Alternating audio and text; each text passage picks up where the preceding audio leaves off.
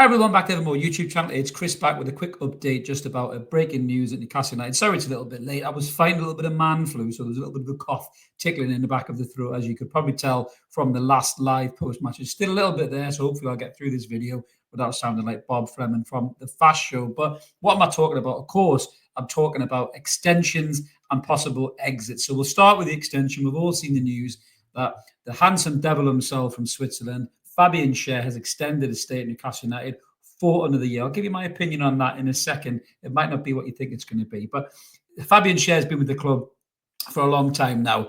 And to be honest with you, he'll go down as one of the best signings I think the club has ever made. Rafa Benitez signed him from Deportivo La Coruña in 2018 for £3 million. This is a guy that Steve Bruce was nearly shoving out the club, saying that he could only play in the back three, I think it was, or something like that.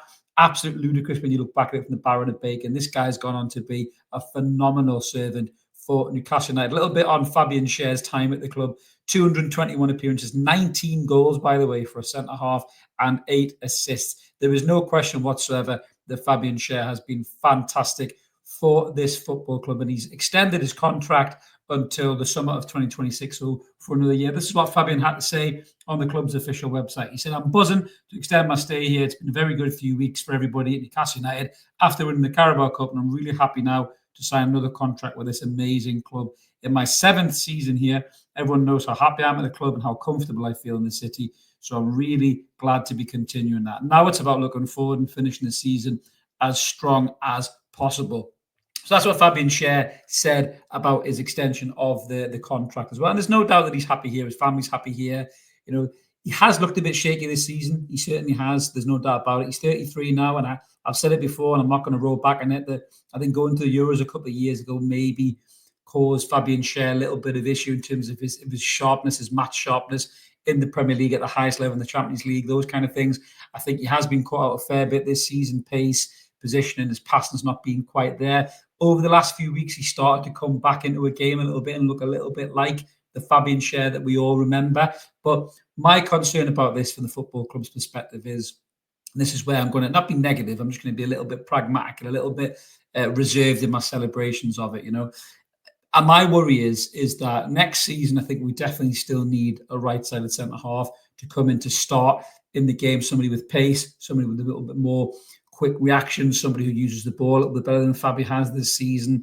And I don't want the football club to be detracted from that because Fabian signed a new contract. Now, if you look at it in retrospect, you know, Emil Kraft signed a new contract and he's not had a kick really since. So it might be a case of we're building out the squad depth. I don't think Jamal Lascelles will be at the football club in the summer either. So potentially Fabian's just staying there as almost the centre-half cover.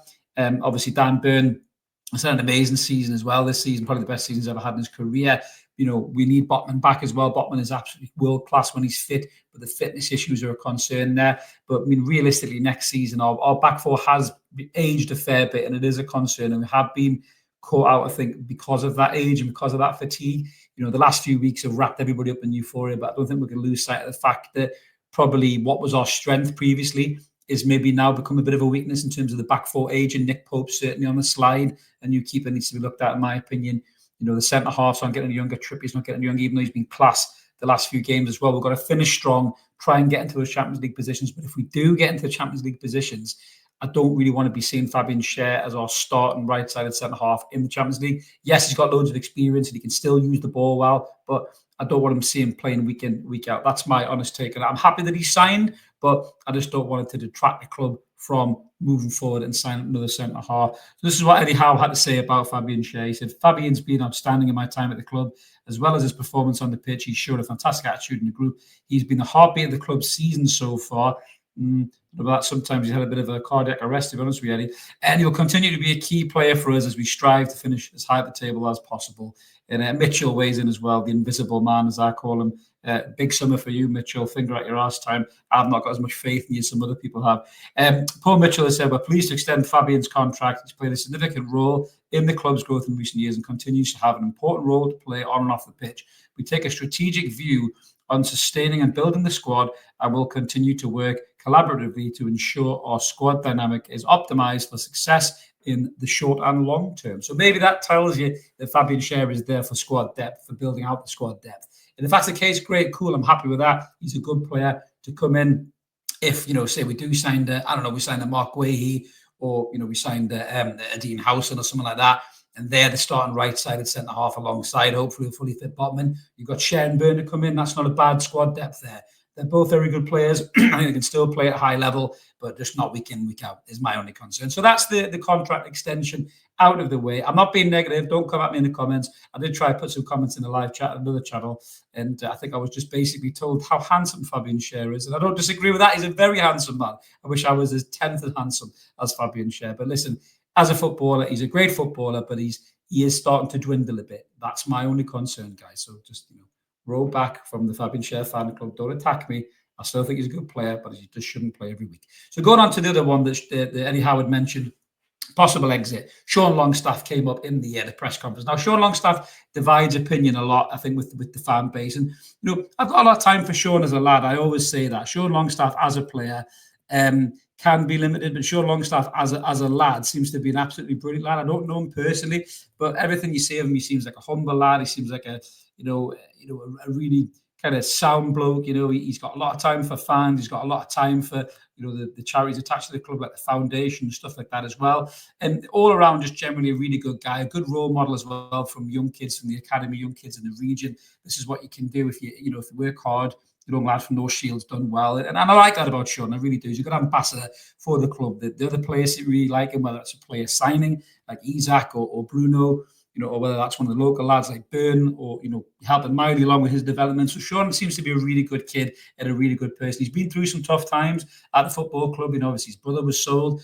Steve Bruce was a bit of a dick to him, in all fairness. And I think Sean was quite open about that. He struggled mentally. Matt Ritchie really helped him out there as well. We've talked about that before. So I do feel for Sean in that regard. But I think sometimes football can just be so matter of fact that you can't deny almost the inevitability that if a squad is going to evolve in terms of the players in the squad raise their game, or you bring in better players, that raises the quality of the squad. Sometimes players, I don't want to say get left behind, but sometimes players, don't move at the same speed of evolution as the other players in the squad. And I think that's what's happened with Sean Longstaff. He had a brilliant season under Eddie, when we got the Carabao Cup against Manchester United, scored them 2 goals against Southampton. He was a pivotal player in getting us into the top 4. And, he had energy. He was box to box, lungs, putting tackles in, popping up with goals and stuff like that.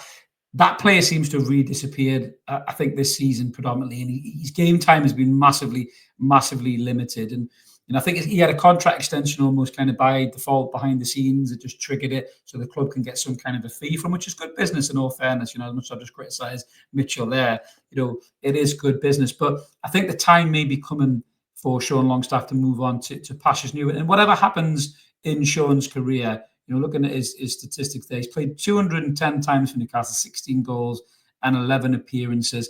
Nobody can take that away from the lad. He's played over 200 times for his hometown club. He's played in huge games, played in Champions League wins, scored against Paris Saint-Germain, didn't he, in that 4-1 victory as well. He's had a great time at Newcastle United, coming from the youth academy into the first team, and he's really give his all. There's no doubt about that. But I think the emergence of Louis Miley as well has possibly put this into the limelight a little bit more, into the club's focus in terms of look how good this kid is and can be. Sean's slipping down the pecking order from the midfield. We've got the midfield 3 of us, Tonali, Bruno, and Joe Linton. They seem to be cemented as the 3 in midfield under Reddy's 4-3-3. Underneath them, you've then got Joe Willock, who has been a little bit up and down as well, to be honest with you. But Joe Willock has better attributes to that team than Sean can bring. And then Louis Miley also seems to have better attributes with his use of the ball, his ability to pass. He can pop up with a goal. We've seen that even at a young age of 18, 17. Louis Miley has showed his quality on the pitch. And I'm not sure Sean is going to get ahead of any of these players. So I think for Sean as a professional as well, he's in his late 20s now. He's coming to the peak of his career, really, isn't he?